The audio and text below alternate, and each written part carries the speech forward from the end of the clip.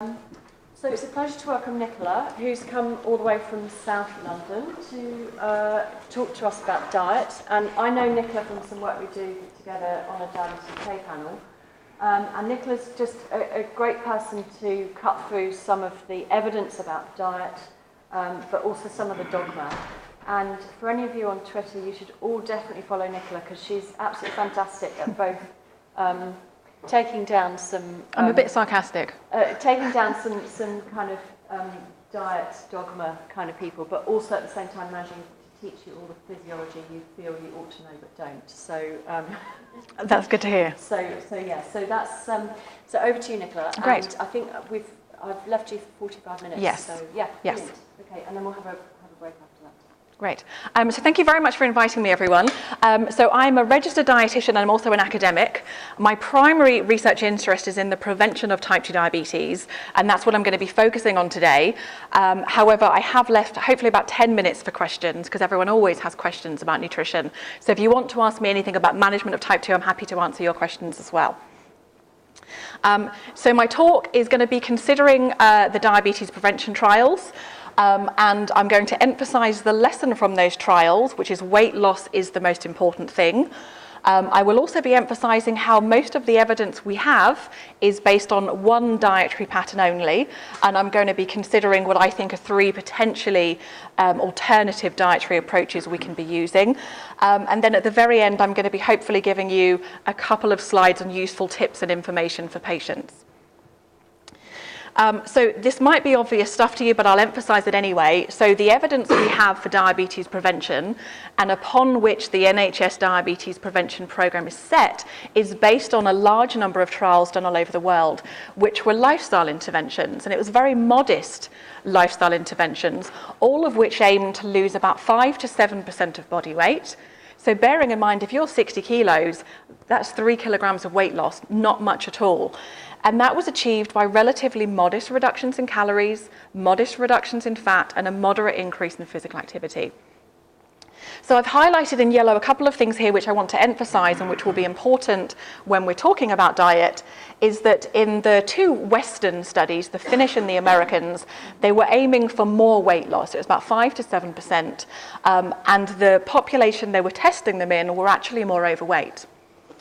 It's also worth mentioning that there were two studies done, one in China and one in India, where actually they didn't achieve that much weight loss in the intervention, and the population at the start was relatively slim, but nevertheless they had a significant reduction in the incidence of type 2 diabetes. And as Sonia just pointed out, probably that's the role of physical activity, even if you don't lose weight. I'll also highlight here, again, which I'll emphasize through the talk, most of it comes from reducing fat, reducing saturated fat, and maybe increasing fiber, but they were all high-carb diets. And this might be, you might have seen this slide, but I want to emphasize this because it might sound like later in the talk that I'm being quite critical of our National Diabetes Prevention Programme, but really it's based on great evidence. This is from the US Diabetes Prevention Study, and you can see the placebo, that's the incidence of type 2 diabetes. The placebo is basically giving someone a leaflet and saying, you're at risk of type 2, try and lose some weight, try and exercise some more, thank you very much, goodbye. Metformin, unsurprisingly, helped prevent type 2 to a greater extent. It's a powerful insulin sensitizer. But what was really striking about this study was that lifestyle is more effective than medication at preventing type 2. And so I want to emphasize this as we go through the talk, that we know that lifestyle unequivocally is more effective than anything else we have. Now, the same group in the US also did a meta-analysis of all of the diabetes prevention trials so far. So I showed you that they aimed for differences in weight loss. Some had an increase in fiber, a decrease in saturated fat. What they wanted to know was, what's the most important driver of the risk reduction? And what they showed unequivocally, it's weight loss. So if you see on this graph, on the x-axis on the left-hand side, this is 15 kilograms. So people who lost 15 kilograms of weight basically had an incidence of nearly zero. So if you were able to lose a ton of weight, your risk of type 2 was nearly zero. If you didn't lose any weight, so if you're at zero on the x-axis, your risk basically didn't change. And if you increased your weight over the time of the study, your risk went higher. So unequivocally, weight loss is the most important thing for prevention of type 2, however you achieve it.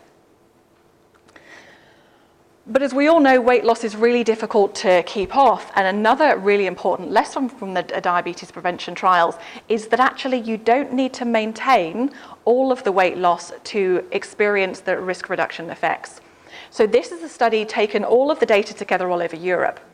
The blue line is the incidence of type 2 diabetes in people who didn't meet their weight loss target of 5% at 1 year. Now, the green line is people who managed to lose their weight, 5% of their body weight at 1 year, but they regained it. But their risk was lower than had they never lost weight at all. But you can see the real benefit comes with the red line. That's people who lost 5% of their body weight. They maintained a 5% weight loss at 1 year, but then they regained it after 2 years. And the purple line is people who managed to maintain a 5% weight loss for 3 years. So actually, if you think about it, if you are losing, say, 3 kilograms of your body weight, that's a 5% weight loss. It's actually not that much, and you manage to maintain it for 3 years. Basically, your risk of type 2 over that time is basically zero, and that continues on. So this is a really important lesson for patients, and I don't think any slide sums this up more than this one. This was the US diabetes prevention trial. You can see they aimed for the greatest weight loss of all the studies done, and they achieved it. So they achieved a 7 kilogram weight loss, that's the purple line. And I want to emphasize this slide number one, because actually in clinical trials, this is a cracking amount of weight loss. You don't normally see this. But number two, you can see everyone regained it. Like on average, they regained it all by about 3 to 4 years. But we now have data which is done 15 years after the study started, and everyone's regained the weight, but their risk of type 2 in the intervention study 15 years later is still lower. So if you lose weight, even if you maintain it, your risk 15 years later is lower than had you never bothered to lose weight at all. And this is such an important lesson for patients. So weight loss is clearly the most important thing, however you achieve it. Why does it matter? And the real answer is no one actually knows completely, but we can take some lessons from why people actually develop type 2 when they gain weight. So I won't go into too much of the science of this, but if you're interested, this is a terrific paper. It's published in The Lancet by a gentleman called Christopher Nolan. And what he talks about is what goes wrong, what's the physiological defects in people who develop type 2. So on the left-hand side is people who are resistant to developing type 2. Let's remember you can be 400 pounds and be completely sedentary and have a perfectly normal glucose level. Conversely, you could be doing 2 hours of physical activity a day, actually be quite slim and develop type 2. And so on the right-hand side is people who are susceptible, and I want to draw out 3 things. The first is the effect on the beta cell. And Christopher Nolan has a really nice phrase, which is a chronic fuel surfeit. So this basically describes people eating too much chronically over time, or over time and continuously. And it probably doesn't matter what you're eating. If you're eating too much over a long period of time and consistently, you are at risk of type 2. And what we think happens is if you eat too much constantly, the level of glucose and lipids and fat in your blood starts increasing, and that actually causes beta cell dysfunction. The second thing that happens, and some of you might have heard of this, is a kind of inflammatory response. So we call it kind of low-level inflammation, that once you start to gain weight and this chronic fuel surfeit almost causes an immune response that in some ways is similar to what happens in some inflammatory conditions. And the final thing I want to draw out is something called ectopic fat. I'm sure some of you will have heard of this. This is fat that's deposited in depots where it shouldn't be. So fat obviously normally is stored in our adipose tissue. Ectopic fat refers to fat deposition principally in the liver and also in the visceral fat, and this is what causes insulin resistance, or is associated with insulin resistance. So 3 things are really important with weight gain. You get inflammation, glucose and lipid, and you also get fat where it shouldn't be. And so what do we know is that weight loss improves all of these things. And I'm drawing this out because this is important when we start thinking about diet in a few slides' time. So we know that weight loss reduces visceral and liver fat. And what I want to emphasize is liver fat, as dangerous as it is the first depot that we lose when we lose weight. So in 7 days of a calorie deficit, a modest calorie deficit, your fat from your liver reduces significantly. The same thing happens with physical activity. The fat from your liver is the first fat that you lose. We also know that weight loss reduces inflammation, insulin resistance, fasting insulin, glucose. I want to emphasize here that weight loss improves the way your pancreas works. There's no evidence it improves beta cell function. And this is quite important for when I'm going to come to what I think other diets might work. So that's why weight loss works. I'm putting this slide in here, and this is quite intense physiology, so I apologize about this, but this is quite important because there's a lot of talk now about the role of low carbohydrate diets and why everyone should be on a low carbohydrate diet, because it reduces the demand on the beta cell and you don't need as much insulin. What I want to emphasize here is how amazing our beta cell is at managing to control blood glucose levels. So let me explain this study. On the right-hand side, you can see numbers 300, 350, 480, and 522. This is people with fasting insulin from 300 to 522. So what a low carbohydrate proponent would say is that a low carbohydrate diet is much, much better because it reduces your insulin demand. But actually you can see if you are really, really insulin resistant, if you have a fasting insulin of 522, you don't actually need that much more insulin to control your blood sugars. So the body can actually produce a ton of insulin quite easily. It's not demanding to manage to control our blood sugars. So I just want to put that in to emphasize what I think about low carbohydrate diets causing type 2 or preventing type 2 rather, and I don't think there's any evidence for that. So let me just move on to the more practical stuff then. Weight loss clearly is the best way to prevent type 2. What is the best way to lose weight? This very busy slide is my brief way of saying there's no best way to lose weight. So on the right-hand side, we have the diets. In the top right is a low carbohydrate versus low fat. You can see they basically lose the same amount of weight and they both tend to regain. The middle slide is what I just showed you from the USDPP, and I just want to emphasize in this study, people were given money or financial incentives if they met their weight loss. They were given personal trainers, they were given personal life coaches, they were given the most intensive, expensive intervention that you could possibly give, and yet they still regained the weight. On the bottom right-hand side is a 4-year study. This compared low fat to Mediterranean to low carb. Everyone lost weight and basically everyone started regaining it. Small differences between the groups and what we call the error bar. So where you see the little dot, like the red or the blue dot, the error bar is the level of variation. So some people do really well, some people don't. And so the short answer of this is there is no best way to lose weight. The top left-hand side, that's all a stat. So if you give people intensive lifestyle plus a drug that stops them from absorbing fat, my goodness, they still regain weight. And finally, for me, what is just astonishing is the bottom left-hand side. The blue line is control, and the bottom lines there, the purple, yellow, and green, are bariatric surgery. So these are studies. The yellow one is banding, the red is the vertical gastroplasty, and the green is the bypass. So let me just emphasize this. In a gastric bypass, you are removing the intestine. You are removing the organ that absorbs nutrients and energy, and you are making the stomach tiny. People lose weight and they still regain it. So all of this is my short way of saying the human body has a tremendous propensity to protect its weight, and if you lose weight, however you do it, even if you remove the intestine, you still start regaining weight. So anyone that says weight loss is easy or there's a gold standard weight loss diet, no, there's not. But I don't want to be depressing about this, but I'm going to have one more slide which is slightly depressing. I mentioned the US Diabetes Prevention Program where they gave really intensive weight loss advice. And this is what happened to the dietary changes. Left-hand side is people reducing fat, then they started regaining it. The middle is the red meat. They reduced the amount of red meat they ate, and then they started eating more again. And on the right-hand side is they all increased their fiber, and then they stopped eating so much fiber. Diet that works for the person. Now there are tremendous examples of people who've done really well. A great resource is the National Weight Control Registry in the US. Which is worth a look at. That's the National Weight Control Registry. This is an observational study where people who had on their own or in commercial weight loss programs and who had lost 30 pounds and kept it off for more than a year are invited to take part. And what they want to know is, well, how did you do it? So tell me what kind of things you did to lose weight. And the answer is a wide variety. People do a ton of exercise to maintain their weight loss. People don't have generally so much fat, but we also know there are a ton of people on a very low carbohydrate diet who also do really well.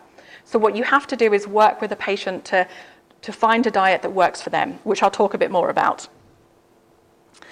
So I mentioned in terms of preventing type 2, weight loss is the most important thing. I do think it's a bit unfortunate that we're focusing on the low-fat approach and a high-carb approach. I mean, this kind of shows people don't necessarily stick to that more than any other diet. And so what other things do I think you could work with your patients? Well, certainly a Mediterranean kind of diet. It's quite on trend at the moment. And what potentially could be a benefit of having a really nutrient-rich Mediterranean diet, so supplemented with nuts, lots of fish, extra virgin olive oil, moderate red wine, is that it appears to prevent type 2 actually without any weight loss. And that's pretty exciting given how hard it is to lose weight and keep it off. And that has been published. It's a large study called PREDIMED, which was a secondary outcome from that study. So another 3 things that I think really should be done in primary care, but are generally not, is a very low-calorie diet.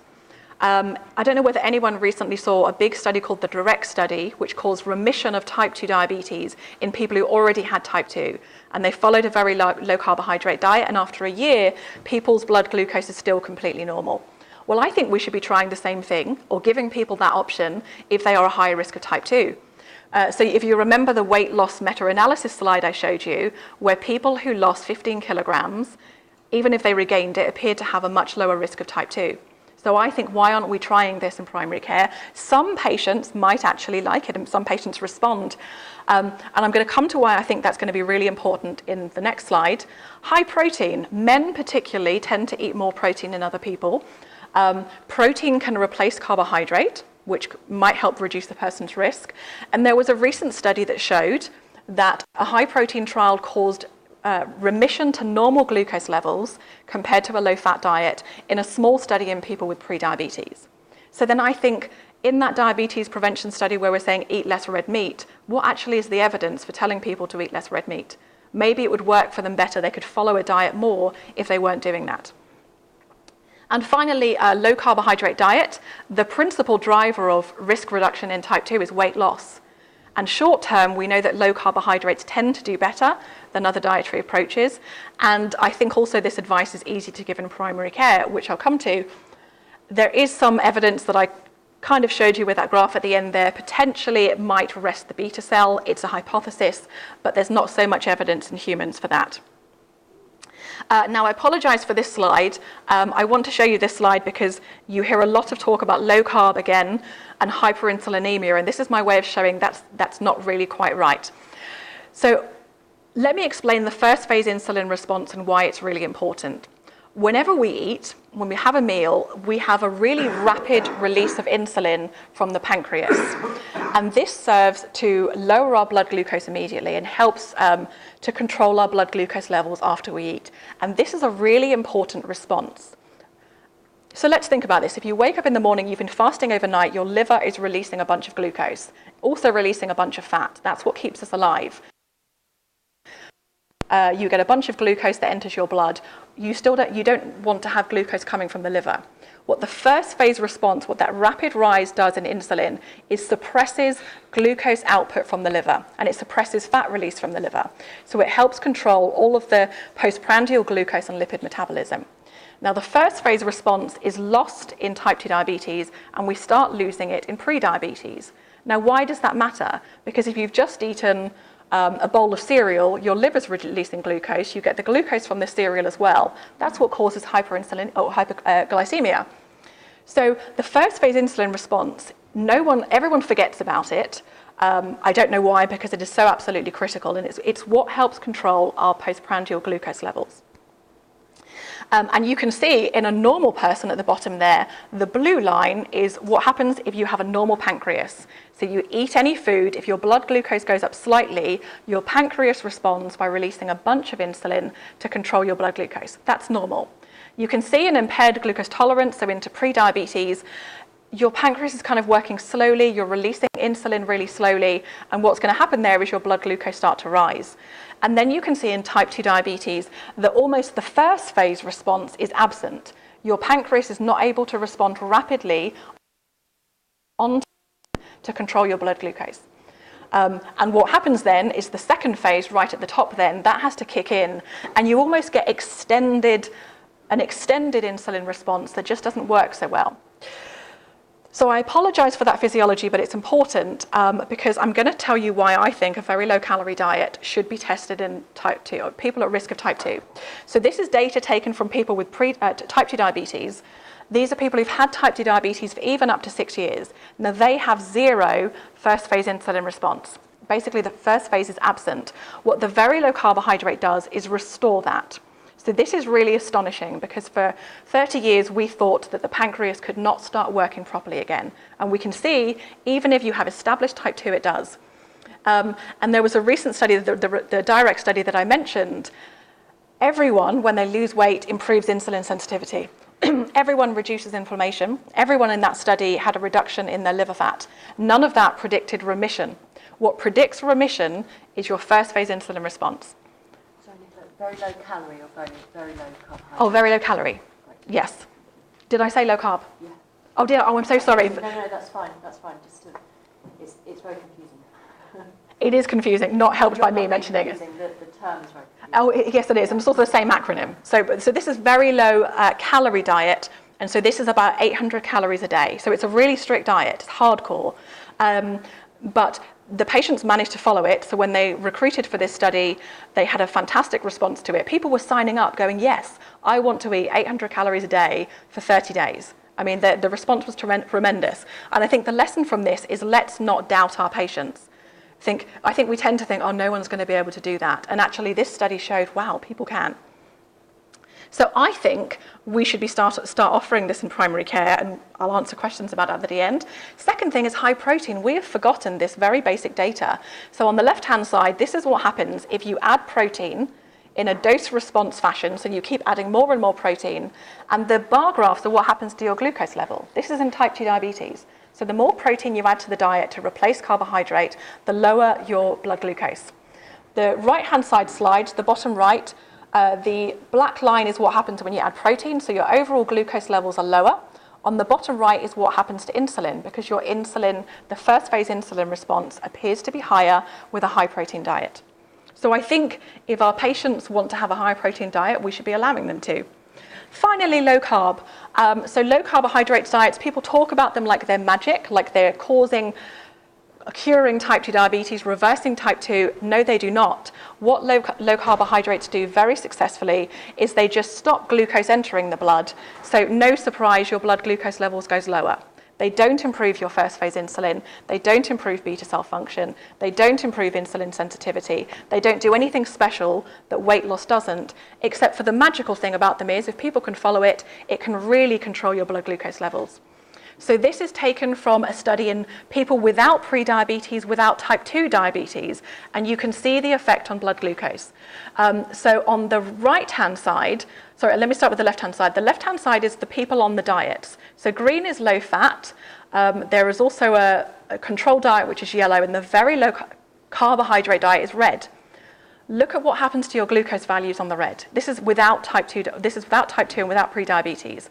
So reducing your carb really reduces your blood glucose values. No question about that at all. But if you look at what happens on the right-hand side, this is people who are then given carbohydrate again, and the red shows people just go back to the glucose levels they were at before the diet. So it's not improving anything, it's not curing anything, it's not reversing anything. So it's effective, but a lot of the hype isn't warranted. And a final slide on the dietary patterns. This is what I think we can give patients, and it is hope. This is a study from the US Diabetes Prevention study. The top line there is people who just followed the basic diet and didn't lose a lot of weight, and they maintained in pre-diabetes the whole time.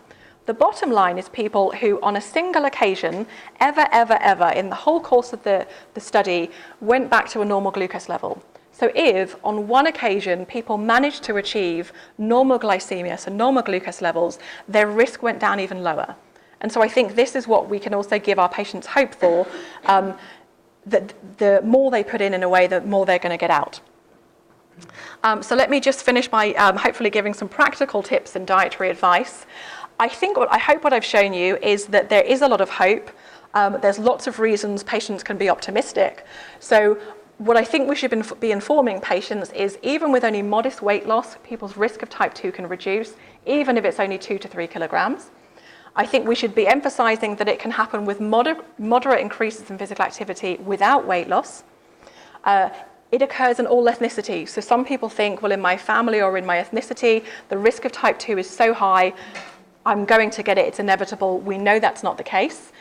So like I said, even if you have a very strong family history, 2 parents with type 2, you can still reduce your risk. Even if they regain the weight, they reduce their risk. And I think clearly the more effort you put in, the more weight you're able to lose, the more exercise you do, the lower and lower and lower your risk goes.